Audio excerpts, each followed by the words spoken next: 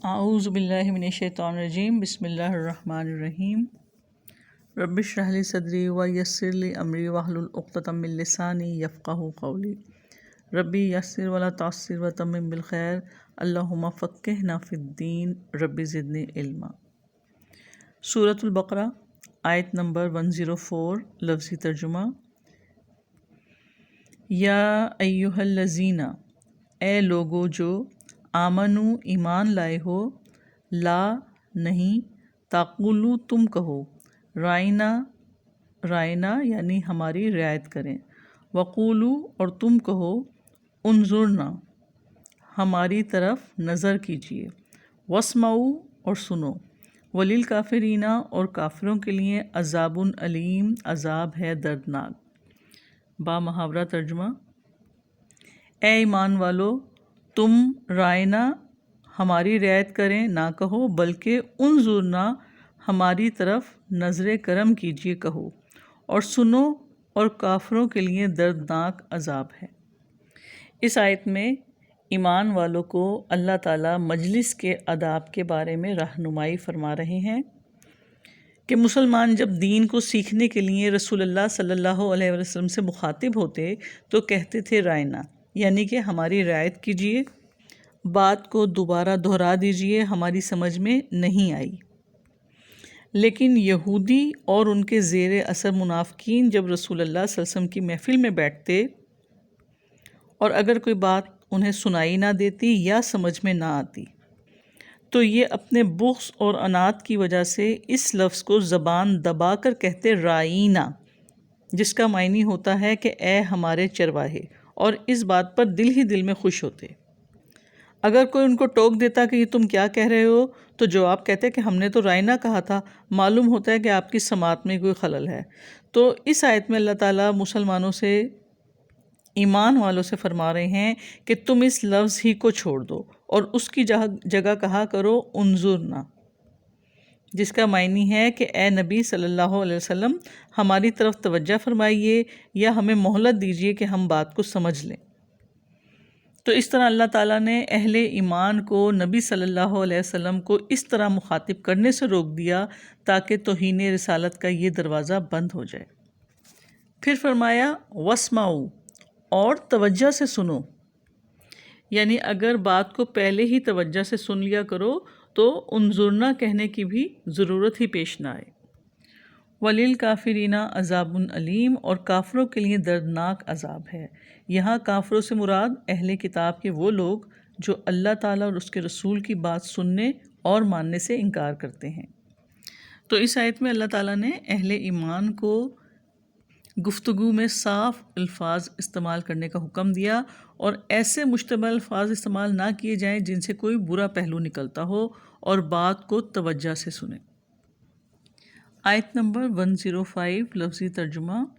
ماں نہیں، یودو پسند کرتے، الذین جن لوگوں نے کفروا کفر کیا، من اہل الکتابی اہل کتاب میں سے، ولا اور نہ، المشرکین مشرکین، ان یہ کہ ینزل نازل کی جائے، علیکم آپ پر، من خیرن کوئی بھلائی، من ربکم آپ کے رب کی جانب سے، واللہ اور اللہ تعالیٰ، یختص خاص کر لیتا ہے، برحمتہ ہی اپنی رحمت کے ساتھ، من یشاء جسے وہ چاہتا ہے، واللہ اور اللہ تعالیٰ، ذو الفضل العظیم فضل والا ہے بہت بڑے۔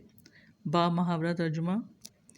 اہل کتاب میں سے جن لوگوں نے کفر کیا، نہ وہ پسند کرتے ہیں اور نہ مشرکین کہ آپ پر آپ کے رب کی جانب سے کوئی بھلائی نازل کی جائے، اور اللہ تعالیٰ اپنی رحمت کے ساتھ جسے چاہتا ہے خاص کر لیتا ہے، اور اللہ تعالیٰ بہت بڑے فضل والا ہے۔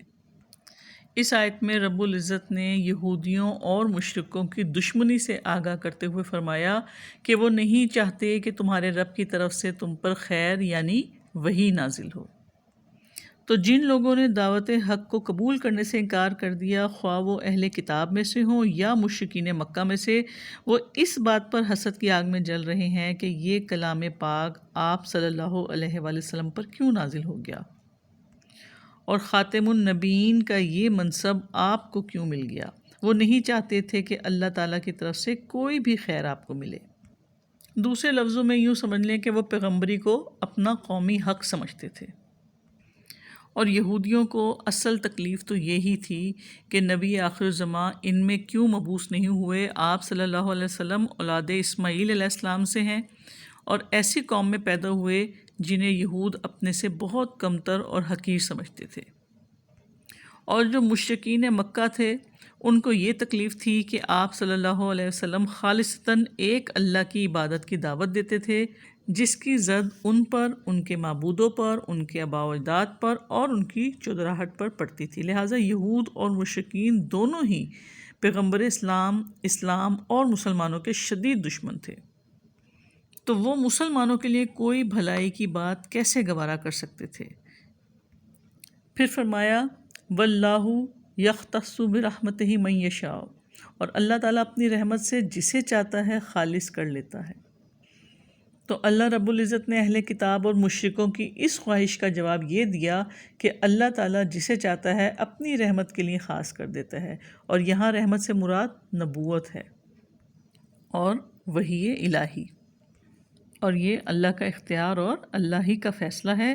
واللہ ذو الفضل العظیم، اور اللہ تعالیٰ بڑے فضل والا ہے، اور یہی اللہ کا سب سے بڑا فضل ہے کہ اس نے مسلمانوں پر یہ احسان کیا کہ ان میں سے رسول بھیجا، کتاب نازل کی تاکہ وہ انہیں پاک کرے، انہیں کتاب و حکمت کی تعلیم دے اور انہیں وہ سب کچھ سکھائے جو وہ نہیں جانتے۔